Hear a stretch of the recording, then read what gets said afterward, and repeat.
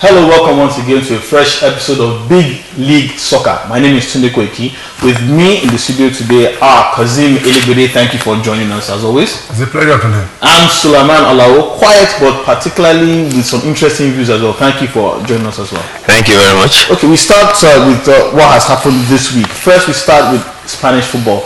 The final of the Copa del Rey was played. And it is seeming as if Barcelona will end this season trophyless. They lost by 2-1 in the final to bitter rivals Real Madrid. And that is the first trophy that Carlo Ancelotti is winning as coach of Real Madrid. Let me start with you, Kazim. Did you see this coming? Or it was just, one of those days, bad days for Barcelona? Or have they been exposed? No, it wasn't one of those days. I think Real Madrid thoroughly deserved the victory. I mean, they had so many reasons to win that trophy. Remember that a couple of weeks ago, Barcelona went to Santiago Bernabeu and defeated Real Madrid 4-3. Okay. So they had extra motivation, and the way it is looking, Champions League is not given to anybody. The league is in Atletico Madrid's hands. It's theirs to lose. So the Copa del Rey was the best opportunity for either Real Madrid or Barcelona to win a trophy this season. And I want to believe that Real Madrid wanted it more, and they went for it, and they deserved it. Especially the way it was won by Gareth Bale's wonderful goal. We'll come to that. We have to talk about that. But Simon, let me ask you, Barcelona, have they been exposed? Is this the beginning of the end for them? Because a lot of people have said after the departure of Pep Guardiola and his former assistant, the fellow that stepped down because of medical problems as well, Tito Villanova, thank you. Maybe that this is the beginning of the end. Gerardo Martino has never coached in Europe before. He was brought from the Argentine league, and his first season is seeming as if it is ending trophyless. For a club of such high standards, have they now fallen to a state where they now have to rebuild all over again? I think it has been a very disappointing season for Barcelona. And like you have mentioned, I mean, it has been the coach's factor that is affecting their team. Since Guardiola left and Villanova took charge of the team, he was unable to do what he was supposed to do.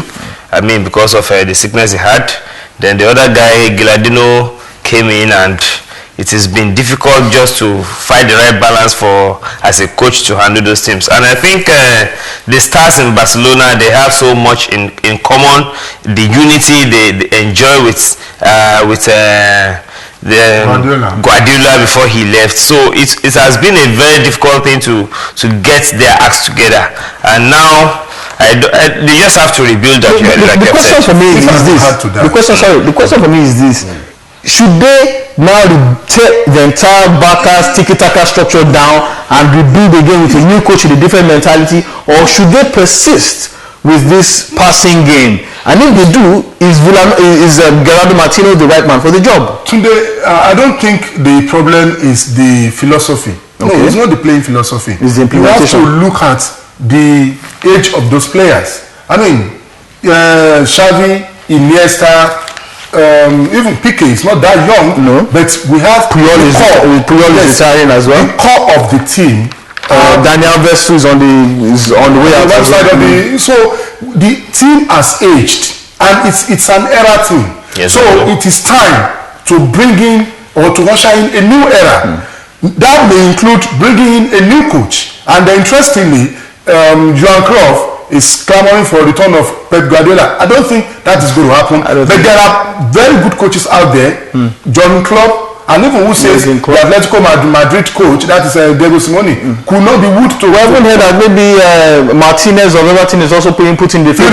Somebody mentioned Rogers of Liverpool. But just shout something in the field. A lot of people forget that Barcelona have been hit with a transfer ban. Right. So if you are saying that this team needs refreshing, rejuvenation, how is that going to come about if they cannot afford to buy players? You see, like not afford in terms of money, but because they are under sanction. They are under sanction. Rightly so. But like I said, even if they are allowed to buy stars from abroad, we know Barcelona, they always depend on the core of their Messiah of the youth team. Yeah, the youth team. So they will still have to, abide by that. And I don't see them going out to buy so many players, even if they are not under sanction. Now, buy whoever they buy. We're saying the transition has to take place. They can't buy. I'm saying even they can. Transition has to take place. And when transition is taking place, you are not expected to win a lot. Okay. I mean, there was a time they didn't win anything in 6 years. Before Rijkaard came in, they started winning. Guardiola took over when Rijkaard couldn't win in a season or two. And they started winning again. From 2008, if they don't win anything this season, it will be the first time since 2008 that they are not winning it. And that should tell them that it's time they changed, they overhauled that team. Let me ask you, Sulaiman, if they don't win anything, is this a disaster? Is this a catastrophe, or is just a blip in the road? For a club of Barcelona's stature, it is a disaster if they don't win anything this season, and I don't see them winning anything anyway. So, like Kozim has said, it's time to just go back to the drawing board, chart a new course for that team, and see how they can bring in a better coach that will be able to harness the resources on ground now, since they have been banned from buying players. So they need to get a very good coach that has the savvy, the ability to harness the remaining stars for them to have a go at the title next season. Let's go back to that final. That final was decided by a fantastic goal by Gareth Bale. A lot has been said about the fact that he's the most expensive player in the world, that maybe his price tag is bugging him downwards. And at the beginning of the season, Barcelona spent big money on Lionel Messi. Also on Neymar. On Neymar, I beg your pardon. Also, Real Madrid spent big money on Gareth Bale. Looking at both of them now, in terms of output, who would you say has been the better buy? I think that may be unfair in the sense that Neymar came to Europe for the first time. Bale has always played in Europe. Because for me, Bale has delivered... But we are talking two different countries, two different football philosophies. Yes, Bale has delivered better than Neymar. But I'm telling you, it's because he's European. He's played all his life in Europe. Okay? So you expect Neymar to take some time, possibly, to adjust to the European lifestyle, the culture, the philosophy. I hope you know that Gareth Bale is Welsh. He doesn't speak Spanish. He has never played outside of England before. He will not need a visa to go to Spain, for example. No. Because he's European. Whether football is a universal language, and if it's in your continent, it suits you better than somebody who is just coming from another continent. I think that's one of the reasons. Then again, Gareth Bale didn't start so well at Real Madrid because he had injury problems. Yes. Not because the guy is not good. I mean, for crying out loud, this is a player who won the best player, all the awards in England before he crossed to Spain. That is not justifying the world record price tag on him, but he's a very, very good player, and I think Real Madrid have a priced asset that could easily take over. I mean, there was no Cristiano Ronaldo in the final, but Gareth Bale more than stepped up to the plate. Let me ask you, Sulaiman, who do you think has been the better value for money, Neymar or Gareth Bale? It is difficult to pinpoint exactly who has been the better value, but for me, I think both players have hit the ground running for their respective side. It just has to do with the momentum with both of them find themselves in their respective teams. I mean, Barcelona is struggling, so you can expect it's affected Neymar, and all the issues that surrounds his transfer and all the fees surrounding it. It has a way of affecting him too. But I think he has done well. Like Kozim said, this is a player coming from South America, from a different football culture. And for Bale, he just explodes. He has done very well in England to warrant his going to Spain, and you can't expect nothing less from Gareth Bale because he has the speed and technical ability that has shown so well. And for a team like Madrid that plays with pace, so it's a perfect fit for him. Okay, let's stay with the Spanish La Liga. Big matches this weekend. It is very tight at the top. 4 points separate third place from first place. Atletico Madrid still on top of the pile, followed by Real Madrid and Barcelona with 5 matches to go. 33 matches have been played in Spain as well. Real Madrid are away, as I believe, as well as Atletico Madrid are at home, and Barcelona are also at home. They'll be entertaining another Spanish club side. How do you see these 3 teams winning? I think Barcelona have had a lot of it recently, and I should expect some reactions from them wherever they are playing over the weekend. And again, Real Madrid having... No, let me put that thing in perspective. This is the first time in almost 11 years that Barcelona have lost 3 consecutive matches. Right. So there is some kind of crisis going on if they want to admit. It is not really a crisis. It is time to, overhaul that team. I told you, the team has aged.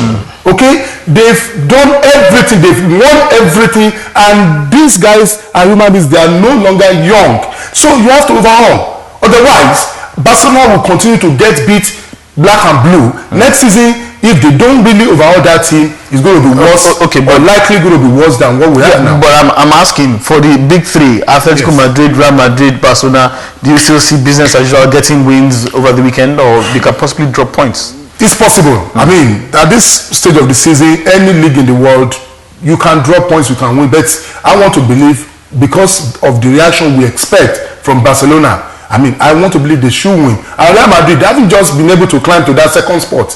They have everything to hold on to it. They have to win as well. But they also have European semi-final midweek. So that's going to tell, with Ronaldo not playing, the squad is somehow stretched. Yeah. So Atletico is the best chance for them to win the league. Okay. So I don't see them dropping any point. Okay, so it's still Big League Soccer. We'll take a quick break and we'll be right back with action from the English Premier League. Plenty happened during midweek. We'll come back to that after this break. It's still Big League Soccer. My name is Sunday Koiki, and with me in the studio are Sulaiman Alao and Kozim Elegbede, my analysts. We've been talking so much about the Spanish La Liga and the travails of Barcelona and the seeming rise of Real Madrid. But we're moving over to England right now, where some particularly interesting, surprising games were played on Wednesday. Everton, against all odds, losing at home to Crystal Palace. No one saw that coming. Manchester City also needing a late goal. Some will argue that it was indiscretion. We'll come to that because he was already laughing.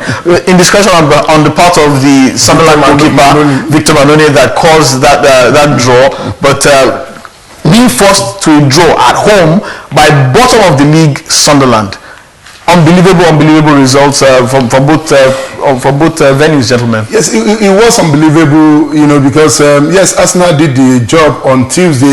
They won West Ham 3-1 and climbed to 4th place. And you will expect Everton to at least, we know Crystal Palace have been on the roll. They've won 2 previous matches before coming to Everton.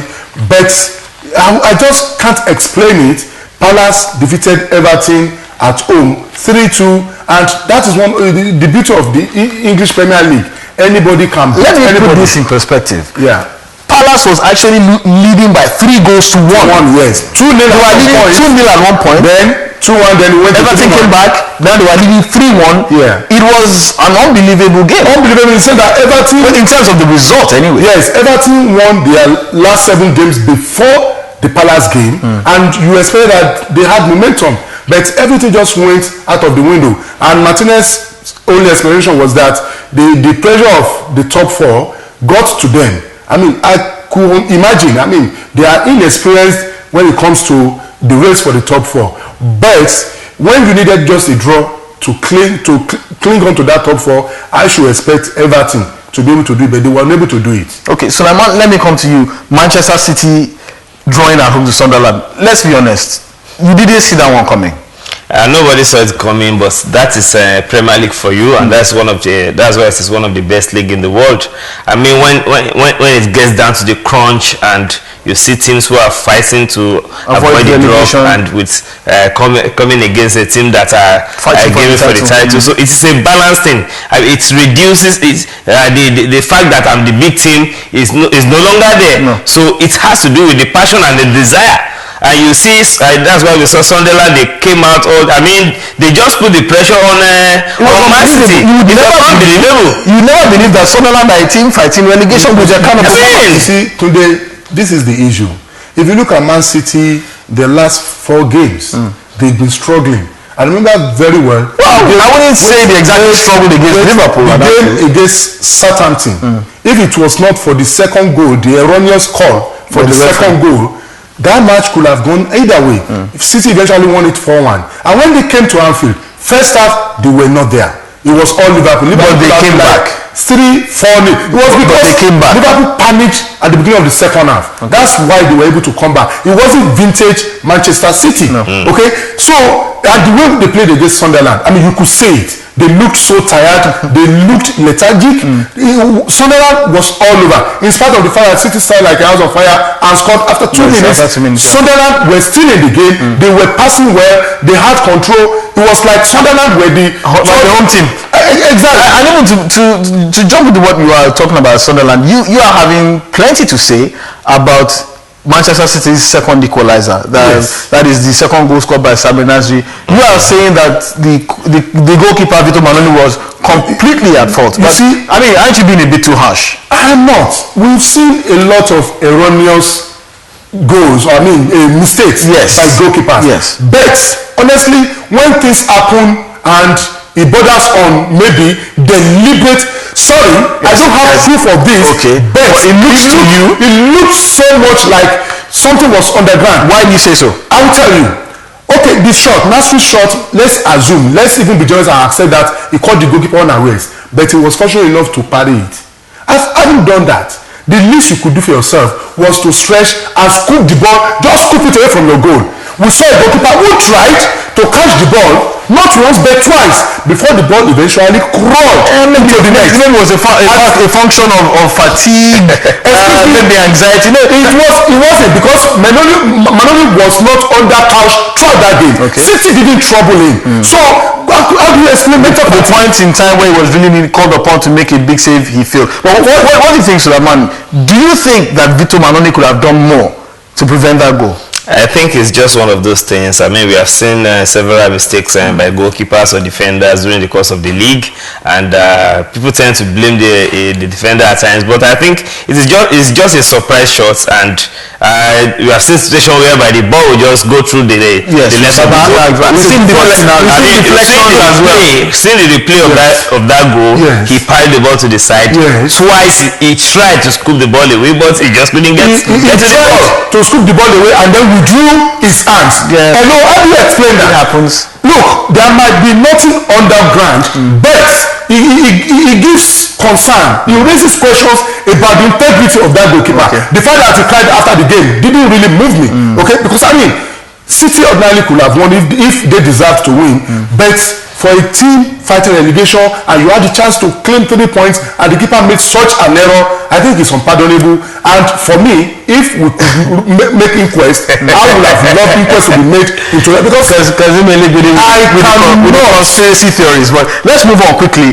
Big matches in the Premier League this season. We are talking about those who are fighting for the title. I mean, this is big league soccer after all. We talk about the biggest matches. Liverpool are away to Norwich.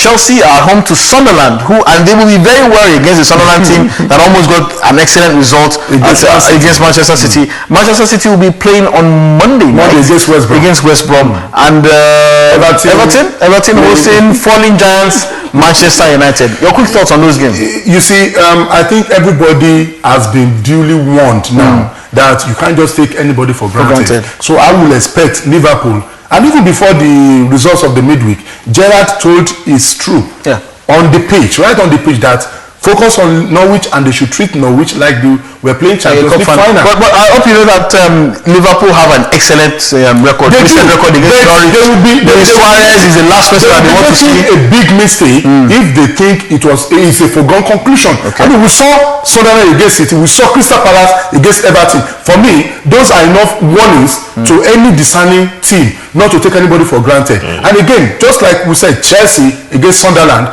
anybody could say, oh, Chelsea will pick 3 points. I don't think it will be that easy. Okay, Suleiman, Arsenal are away to Hull City, rehearsal of the impending FA Cup final. I mean, you're a big Arsenal fan, everyone knows that, but you'd expect that Arsenal to now start getting a measure of what they could possibly meet in the FA Cup final. I mean, Hull City are comfortable, they're in no danger of relegation, but they would really like a big scope like Arsenal and probably put paid to their top 4 ambitions. I mean, if I can read the coach's mind, I think Hull City. Which coach is that?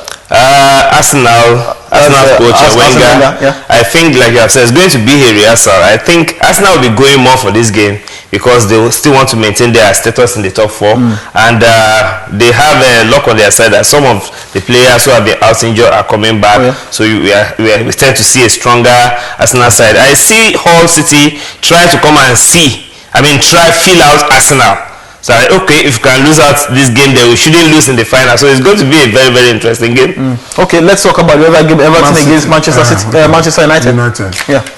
Everton, Manchester United. Everton are just a point behind Arsenal. Manchester United are way down in 7th. No chance of even probably making it to even the Europa League. But there's still plenty of time, plenty of matches to be played. Everton against Manchester United. That's going to be another very interesting one, because now, David Moyes, playing against his former team, and a lot of people have been saying that, okay, Martinez has been doing very well, and it's about getting to the top 4. Interestingly, the reverse fixture, Manchester United lost at home. To exactly. So, this is a match I think Manchester United cannot afford to lose, and to also help the coach to save face. That's talking of Moyes. And I think for Everton, it's just so bad that they couldn't handle the pressure. The first time they were in that top 4, and Wenger said last week that he knows that Everton, they are going to drop points, and before you know it, they slipped up big. I don't see them. I find it difficult they'll be able to pick themselves up and beat a resurgent Man United side. Okay, we are now back to our feedback segment of the program, where we hear everything that you have on your mind. A few weeks ago, we had a program where we were asking you to tell us about Arsene Wenger and Arsenal. Do you think that the club should sack him, or should honorably resign? In other words, we're asking you, has he overstayed his welcome, and do Arsenal need to move on from Arsene Wenger? We have plenty of responses. We have one from Olufemi Shoneye, who says, why? Don't sack him, because after all, the club is making money during his stay. Gentlemen. And they are even doing more than that, because if they cling to their 4th place and they eventually win the FA Cup, I think this will have been one of Wenger's best seasons, especially in 9 years. You haven't won a trophy in 9 years. You finally win one. Okay, this one is from Hassan Sarumi. He said he's getting old as such, so no more ideas in football. I bet to disagree with that. Wenger, we all know Wenger is a very stubborn person. But he's not that old. Your Pankers was older when he won a treble, so he just needs to change certain things as regards the team, and especially the buying structure of that team. That's all he needs to do. Okay, Chido Chidex, he said that he has nothing to prove to the fans again. His style of football is outdated. He has to walk away. I wonder what Chido will say now that Arsenal in the FA Cup final. This was a program a week ago. Since then, Arsenal are back in the top 4, and they are now in the FA Cup final. So you don't think he should walk away? We've asked your own opinion. You see, like I said a couple of programs, a couple of weeks ago, whether he wins the FA Cup and even make the top 4, I think it's time Wenger left Arsenal, so that we will not eventually rubbish his legacy. He has done a lot for that club. Okay, 2324 says Arsene Wenger should not be sacked or resign honorably. I still believe he can still turn Arsenal around. So that is one vote of confidence for Arsene Wenger coming from 2234. Okay, that has been Big League Soccer. Kozim Elegode, thank you for joining us on the program. It's a pleasure. And as well, Suleiman Alao, thank you for joining us as well. It's a pleasure again. And my name is Sune Koiki. This has been Big League Soccer. Please don't forget, you can send in your comments. Please do not forget to subscribe to our channel. Just hit the subscribe button and you're on to some of the biggest, hottest sporting debates that you can get anywhere. Also, don't forget to send us your comments. We'd really like to hear everything that you have on your mind. This has been Big League Soccer. My name is Sunday Koiki. Join us again for a fresh edition of the show.